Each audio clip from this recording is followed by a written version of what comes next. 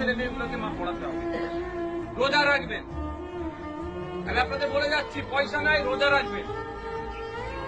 কি বলছি মা, বুঝতে পেরেছেন? অর্থের অভাবে পড়াতে পারছে না, রোজা রাখবেন, খাবেন না সারাদিন, তাও ছেলে মেয়েগুলোকে পড়ান।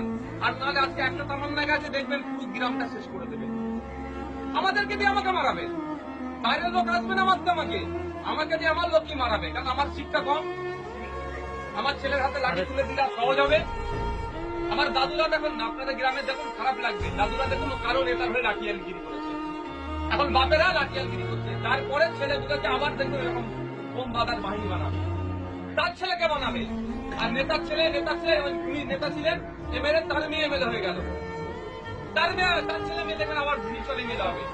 আপনার ছেলেগুলো কোথায়? জেলে যাবে, নাহলে রাতে অন্ধকারে মশার কামড়ে খেয়ে কবরস্থানে লুকোতে যাবে, পুলিশ তারা কাটাবে। এর বাইরে কিছু আর হবে না। তাই অনুরোধ মায়েদের বলছি, রোজা রাখবেন, একবেলা খাবেন না, ছেলে মেয়েগুলোকে পড়ান, তাহলেই সমাজ পরিবর্তন হবে, তাহলেই মাথা তুলে বাঁচতে পারবে, নাহলে কুকুর বিড়ালের মতো জীবনযাপন হবে।